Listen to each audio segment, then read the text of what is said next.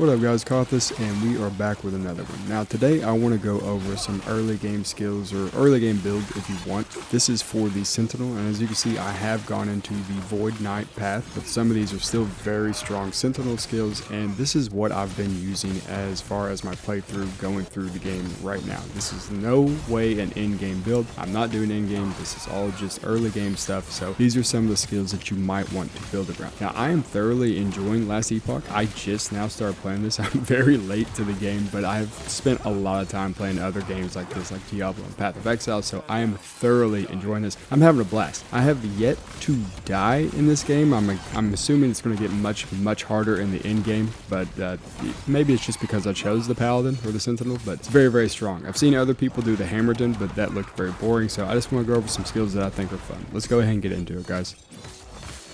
Alright guys, starting off, you're going to see what I have across the top here. You don't have to build like this. I have a lot of damaging skills, and usually when you build characters, especially for in-game, you're not going to have a lot of damaging skills. You're going to have healing and buffing skills, and then one main damaging skill. I'm just trying to level the damaging skills that I like, and then eventually pick something that I want to do for in-game. So don't worry about any of this. So starting off, you're going to have Vengeance. This is just going to be your basic attack. This is what I'd put over my basic attack, just because it's, you know, pretty strong, but it's not what we're going to be talking about. We're going to talk about Warpath, and Warpath is huge, and you could definitely use this all the way in the end game, especially how I have. If you want, you can go ahead and copy and paste this. This plays just like the Barbarian or Whirlwind Barbarian from Diablo. Very similar. It has some things that gives you a little bit more range, like you get a little bit more AoE out of it going here and here. The only thing I wouldn't do is Warrior's Fury. I would wait until you're pretty much ready to go into the end game where you have enough mana before you put points in here. If you want to copy everything else, this is good just because of move speed and just keeps you going. This is good just because of overall damage, and the only reason I came over here is because I am doing Void, and I am doing a Void Knight, so you don't have to come over here if you want. You can actually go down here and do some fire, but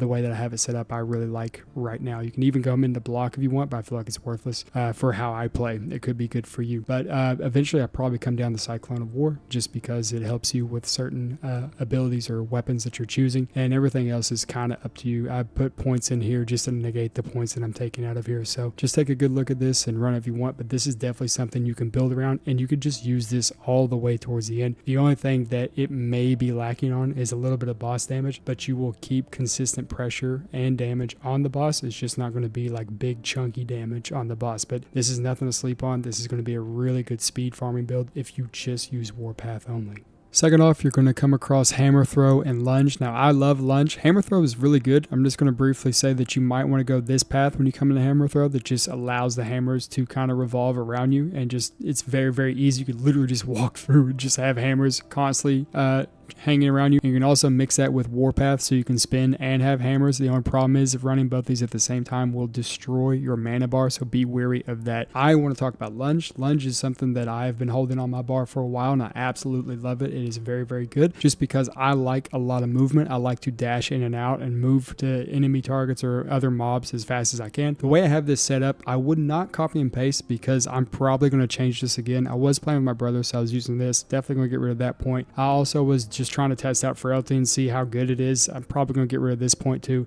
Anything that deals with healing or cooldown is kind of what I've gone for, and then of course I've come down here to do Void. Voidbringer just helps me with my overall Void build just because it helps me with Time Rot. If you know how Time Rot works, you know exactly why I came down here. And on top of that, Smite. This gives us just passive Smite or whatever. We have a 100% chance to cast it anytime you go for the maximum range, which is 10 meters. So we're constantly calling down lightning, and the way Smite works is it just pretty much heals you and your team or whatever, and does a little bit of fire damage on enemies. So it's really good to have that. I love movement skills, so if this is something that you want to do, you can definitely dash into enemies and then Warpath them to death, and then dash into another group and Warpath them again. Very simple chain that you can do, and very easy to play throughout the entirety of the early game. Okay, the next skill I want to talk about is Rive, and I absolutely love this skill. I got rid of Vengeance and replaced it with Rive, and Rive is insanely good. I was not expecting an auto attack or a basic attack to hit like this. This is very fun to use, and the first couple points that I put into it were Sever, and this just allows us to have Ignite chance and just catches enemies on fire. So early game or going through the campaign, it's just extra damage on top of everything you're doing. It's really nice to have that, so I definitely put my points into here. And then I originally came all the way down through here and then changed it up and went down through here. This does really good damage, especially coming into bosses or whatever. If you can stack it with some of this or whatever, what I would suggest to do if you're not ready for this, because this is kind of like you're kind of pinning yourself into a certain build through here, I wouldn't worry about that so much. I would honestly put my points here, then my points here, and come up through here. This time, anytime you do your second strike, it pulls enemies in. So you're constantly pulling enemies in and slowing them, and it's just really nice to have that because you can just have like a little minor like CC on enemies. And then I came up here to do some points and damage right here. And then this right here, bound weapon, is really fun to have. It does some serious damage. I wouldn't say it's like insane damage, but you're constantly summoning these little swords that just kind of blow things up. So I just came up through here into here and then eventually came up here, which gives you overall more damage and a little bit more defense, but just having these is really fun through here. And then of course I'm still doing void, so I came through here for the time rot, and you know, bleed goes the time rot chance and all that stuff. So yeah, this is a really good skill, and I would not sleep on Rive at all. It's very, very fun. Okay, and from here I'm just going to kind of skip over to Void Knight. Now none of the rest of these skills really stood out that much to me. Shield Bash, I don't play with the shield. Javelin is okay. I think it's pretty good if you want to do long range, but it seems like it's suited more for fire or lightning builds, which I am not running. And the Void Cleave is strong. I like Void Cleave a lot. I think Lunge is better just because of what I was going for, but if you want, you could definitely run Void Cleave with Rive. So you Void Cleave into a group of enemies and then Rive them down and then do it to the next group of enemies, so on and so forth. As far as everything unlocked by spending points in the Sentinel tree, none of these really stood out to me that much. Rebuke's okay, but I'd rather do damage instead of sitting there deflecting damage for a little bit or charging it. Shield Rush is good. Once again, I'm not using shield, and I'm also using Lunge. Multi-Strike is fun, but I feel like Rive is a little bit better in my personal opinion. Multi-Strike's not bad though, so don't sleep on this. And then Smite is good if you want to heal and do some little fire damage, but we already have Smite passively with Lunge, if you remember me going over that. As far as the Void Knight skills, now Devouring Orb is what I've picked up, and I feel like Devouring Orb is very, very strong. It's just a better variant of Hammer Throw in my opinion. Now someone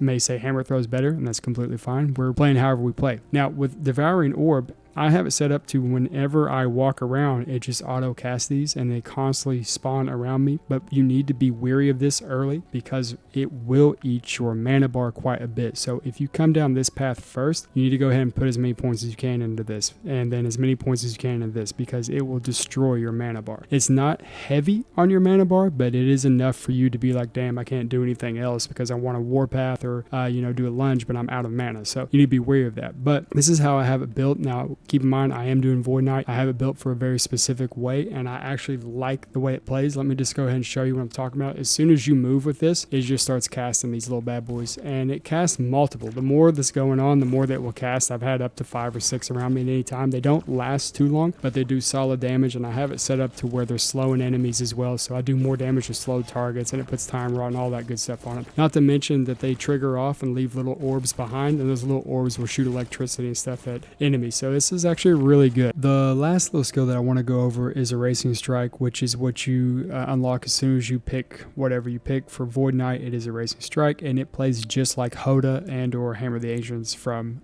Diablo. So this is huge damage. The only problem is it will destroy your mana bar if you do not have the mana for it. This is how I have it set up for now. I'm eventually going to build a point into this just for bleed to time rot chance, but everything's set up for max damage. Like I said, I do more damage to slow targets, so everything's going off slow and time rot, and I'm just trying to stack more damage with it. This hits like a truck, but like I said, if you build down into here, it will destroy your mana bar, man. I am not kidding. It will constantly call out echoes, and the echoes will slam multiple times. But it is a very, very strong skill, and it has really good clear. It's just more set up. Like I said, it is very slow to hit, but it has a massive hitbox, and it does massive damage. So if you're looking for like a Hoda, like one-shot build, this is it. You can definitely burn down bosses with the Erasing Strike. All right, first off, let's just go over character. Just make sure you have a good amount of points in vitality and strength. That's what this character is all about. about regardless of what you roll. I'm a Void Knight, doesn't matter if you're a Paladin or whatever.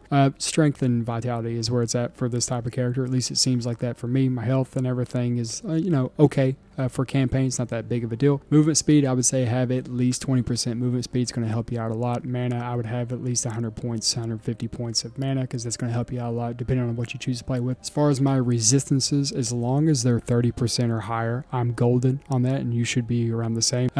I have a lot of things that are overcapped. It's just based off gear. Trust me, when we're now getting into the end game, I will definitely fix a lot of this. It's just me playing through and getting what I have. As far as the overall gear, anything that kind of boosts my void damage or gives me a buff to any of the abilities that I'm using is what I'm doing. Keep in mind, I am a Void Knight, so void damage is huge for me. As far as this is boost my overall armor and gives me +1 to Rive, so there you go right there. The weapons, I keep bouncing back and forth between swords because they swing faster, and then axes just because axes have innate bleed on them, or it seems like a lot of them drop with bleed on them, and we could turn bleed to time rot. The reason I'm using this sword right now is because it has +46 to melee void damage and a 71% increased void damage, so that just is huge for me.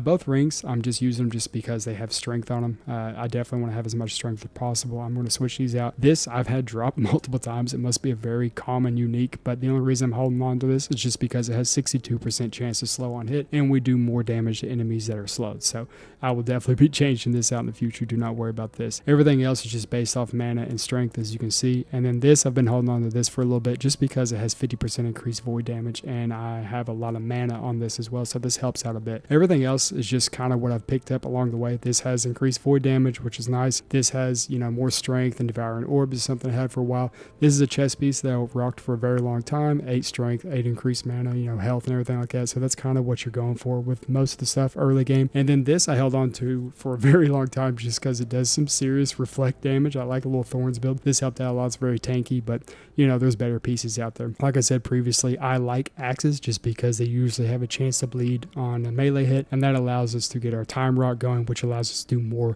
void damage overall. But you can run whatever you want, especially if you want to run a hammer for more stuns. But this is kind of what I've been going for. I feel like this is just a little bit better because it has more void damage and increased void damage. As far as these little bad boys, I went for anything that kind of boost my void. So 43% increased damage for 4 seconds if you have cast Devouring Orb. As you just saw the character, anytime I move, I'm constantly casting, so we already have 43% increased damage. And then over here we have Void Penetration. This just gives a 67% increased void damage for 4 seconds whenever a skill echoes. We're constantly echoing skills, so that's constantly up. And then we have increased health generation, and then of course more void damage. So anything that kind of boosts that is where you're at. But keep in mind, I am a Void Knight, and this could be completely different for you. You don't have to go for void damage if you're running one of the other 2 subclasses. Alright guys, that pretty much sums it up. If you enjoyed it, please like, subscribe, and comment. It helps this channel out a lot, and it helps me out a lot. In the future, I'm probably going to make some in-game builds of this. I already have a couple things rolling in my head that I want to get out, so I'm probably going to do that for the next couple videos, or I'm going to switch over to Oblivion since it just came out, and then I'll come back to this game. Anyway, you guys have a great day, and I'll see you in the future. Later guys.